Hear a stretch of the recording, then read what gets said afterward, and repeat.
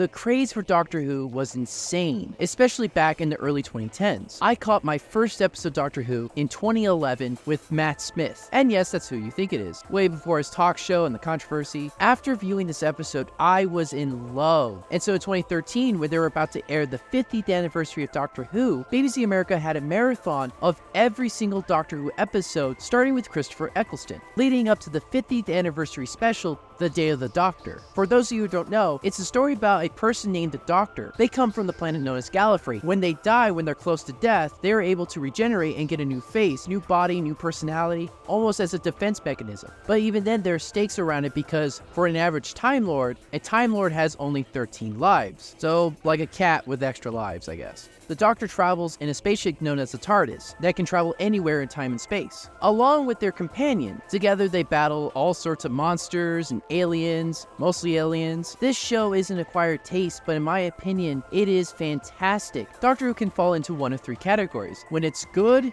it's great. When it's bad, it can either be really, really bad or so bad it's good. Obviously, you want options 1 and 3, but regardless of whether or not it's a good or bad episode, the Doctor always shines. Whether it's David Tennant's performance or Matt Smith's charisma and personality, no matter what happens, it's always such joy to see the Doctor be themselves and save the day. But like I said, when it gets good, it gets good. Like the Human Nature and the Family Blood episode, oh my god, that deserved its own video. The Doctor can be an absolute badass.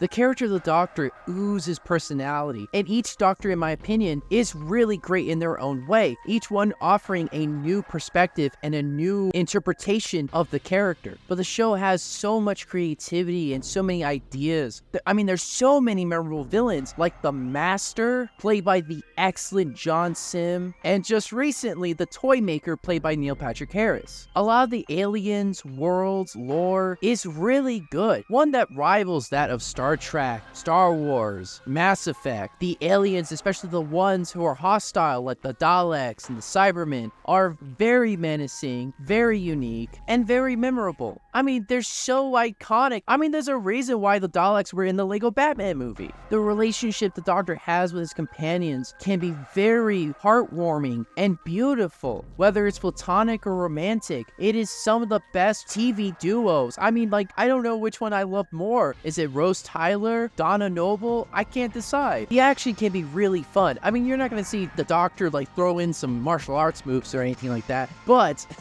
seeing him outwit his opponents and making a run for it, sometimes it's just satisfying to see someone use their brain to get out of a situation. All I want to say is that this show means a lot to me. It is fun whenever the writers give a shit. Sorry, ran for another time. I will say that the Time War storyline that involves from Christopher Eccleston all the way to the 50th anniversary was fantastic. I thought that was solid television right there. Had that been an entire series, it would have been perfect. If for nothing else, I highly recommend watching everything from the first Christopher Eccleston episode all the way to the last Matt Smith episode, The Time of the Doctor. That was so perfect. And if you can, before you watch the series, watch the Doctor Who movie. That was really good. It's a really great 90s movie. And while I highly recommend it, I really do need to talk about why I stopped watching it in the first place. And I'll explain why I did that in another video. But I did watch the 60th anniversary specials because you have to, right?